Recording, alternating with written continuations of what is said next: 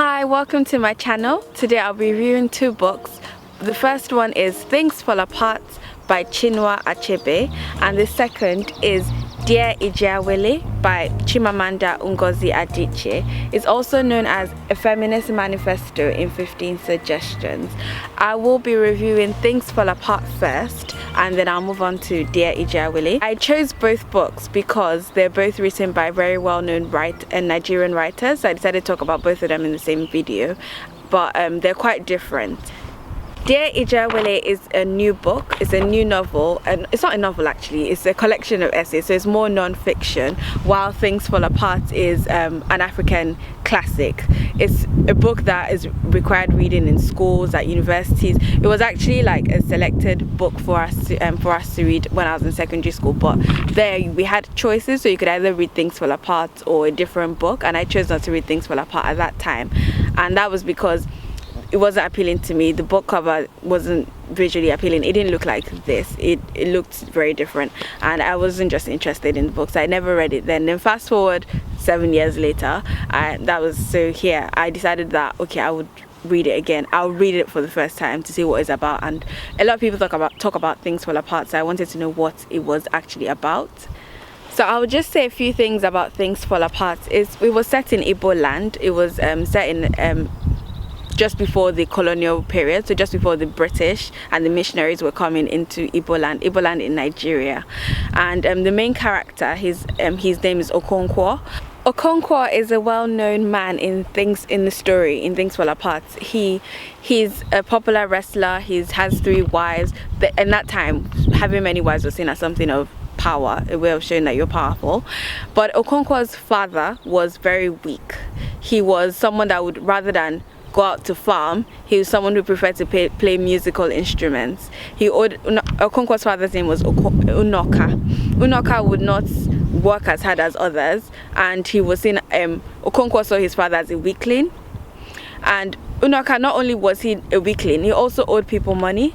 So there's a scene in the book where one of the people who lent him money came to see him and said, you know, you owe me, when are you going to pay me back? And he said, he started drawing things on the floor and speaking in parables, and he said, I will pay the people who have bigger debts, who I have bigger debts with, before I pay people that I have smaller debts with. So until Unoka died, he actually never paid, and he never paid off his debt. So he died as someone who was owing money. So he was always seen as, Okonkwo always had this fear of being seen as weak and not wanting to be like his father. And around the time when the story about Okonkwo's life was taking place, it was also around the time when Christianity was coming into Igbo land, and I found that period really that part of the book really interesting. I think that's the part I found most interested in, and it was about the missionaries, how they came into Igbo land and what they told the Igbo people about their God, and what they told the Igbo people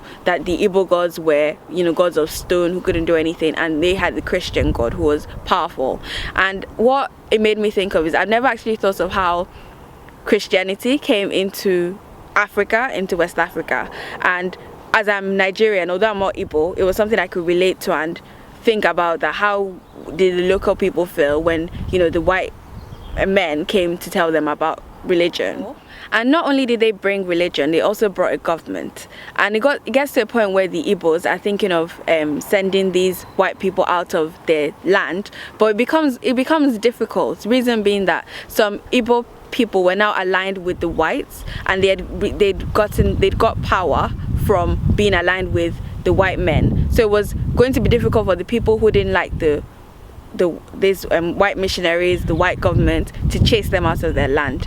And I think that was how the title came about, Things Fall Apart, in that the Igbo people were no longer together and things were falling apart between them. And it's a very interesting book, and I would definitely recommend checking out Things Fall Apart. And it's really insightful. I think I like history, so it's something I enjoyed reading.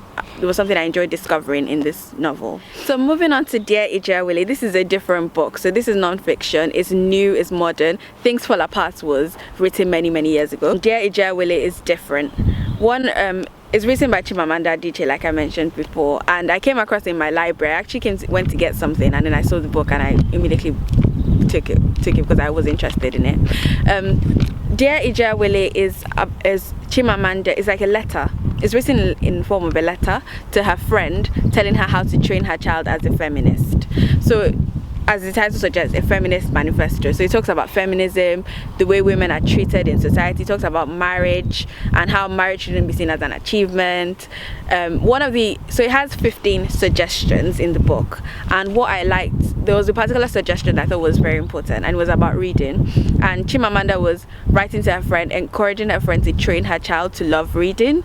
And since I like reading, so it was something I could understand, and why she said that there's an importance to that. And she said not just reading school books, but reading things like autobiographies, novels, that there's something to learn, that regardless of what career path you take, there's something to learn from those books. So it has a variety of suggestions on different things. Some of them, the thing is, it's not the gospel, so you don't necessarily have to follow whatever she says. It's just something to read to get perspective on, and I enjoyed reading it, and this I would recommend. So I think both books, Feminist Manifesto, so Dear Ijeawele, and Things Fall Apart, they're both books I would definitely recommend to check if you're interested in, well, Things Fall Apart is more about Nigerian history and life of Okonkwo, and this one, if you're interested in things about equality and how women are treated. And plus, both books have very beautiful language, like the way they're written. Sometimes I'm just like, how do they put their words together? So they're written very well, and I would recommend checking them. And plus, they both have very beautiful covers, at least